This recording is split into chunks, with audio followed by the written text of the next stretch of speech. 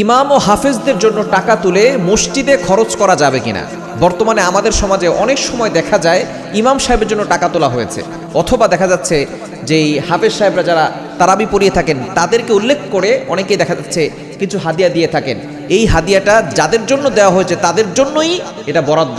আপনি অন্য কোনো খাতে যদি ব্যবহার করতে চান তাহলে অবশ্যই আপনি গুনাহগার হবেন। তবে দুঃখজনক হলেও সত্য, আমাদের বাংলাদেশে বিভিন্ন মসজিদে এমন হয়, মানুষ দেয় ইমাম সাহেবকে হাদিয়া, খতিব সাহেবকে দেয় হাদিয়া, এবং বিভিন্ন সময় দেখা যাচ্ছে যে হাফেজ সাহেবদেরকে হাদিয়া দিচ্ছে, কিন্তু এখানে তারা আবার বন্টন করেন।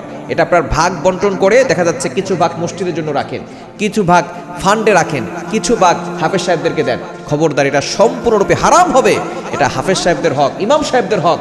ইমাম সাহেবদের হক দিয়ে তাদেরকে বঞ্চিত করবেন না। অনেক সময় মসজিদের ফান্ডে টাকা দেওয়া হয়েছে, দেখা যাচ্ছে মসজিদ কমিটি যারা আছে এই টাকাটা তারা আবার দেখা যাচ্ছে গরিবদেরকে দান করতেছে। এটা সম্পূর্ণরূপে হারাম।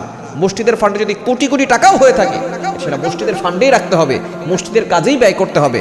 দেখা যাচ্ছে কিছু মানুষ আছে, মানুষ এক জিনিসের জন্য লক্ষ্য করে উদ্দেশ্য করে টাকা দিয়েছে, আপনি সেটা অন্য খাতে যদি ব্যবহার করেন তাহলে আপনি অবশ্যই গুনাহগার হবেন। এই জন্য ইমাম সাহেবদের জন্য যে টাকা দেওয়া হয় সেটা ইমাম সাহেবের জন্যই রাখবেন, এটাকে আবার বন্টন করতে যাবেন না। এটা সম্পূর্ণরূপে হারাম।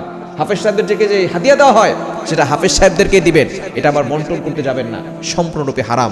এই জন্য যেই খাতের জন্য দান করে, যেই খাতের জন্য দিয়ে থাকেন সেই খাতেই সেটা ব্যবহার করা দরকার। এটাই হচ্ছে ফরজ বিধান। তবে কেউ যদি অন্য খাতে ব্যবহার করে, যে ব্যবহার করবে তার গুনাহ হবে। এজন্য আমাদের মসজিদগুলোতে বিভিন্ন সময় এই সমস্যাটা দেখা যায় যে আমরা ইমাম সাহেবের টাকা তুলি, ইমাম সাহেবের নামে টাকা তুলছি, ইমাম সাহেবের জন্য এটা দেন। আবার অনেক সময় দেখা যায় যে ঈদগাহের ময়দানে যিনি নামাজ পড়িয়েছেন, যিনি ঈদগাহে ঈদের নামাজ পড়িয়েছেন তার জন্য অনেক সময় টাকা কালেকশন করা হয়। আপনি এভাবে টাকা কালেকশন করবেন, আপনারা আগে থেকেই একটা নির্ধারণ করবেন। এভাবে আলেমদেরকে অসম্মান করা হয়। আলেমদের সামনে, ইমাম সাহেবের সামনে, খতিব সাহেবের সামনে এভাবে টাকা তোলা, এটা ইমাম সাহেবকে অপমান করা হয়। এভাবে টাকা তুলবেনও না। আপনারা আগে থেকে যারা কমিটি রয়েছেন সকলে মিলে যারা যতটুকু পারেন টাকা আপনারা অ্যাডজাস্ট করে আপনারা আগে থেকে প্ল্যান করে তারপর হুজুরকে দিয়ে দিবেন। দুঃখজনক হলো সত্য, আমাদের বাংলাদেশের ম্যাক্সিমাম যাওয়া এরকম হয়, হুজুরকে সামনে বসে যে হুজুরের জন্য কিছু দেন, ইমাম সাহেবের জন্য কিছু দেন। এভাবে আলেমদেরকে অপমান না করে আপনারা আগে থেকে সেটা ডিসাইড করবেন, আগে থেকে টাকা উঠিয়ে তারপরে হুজুরকে হাদিয়া দিবেন।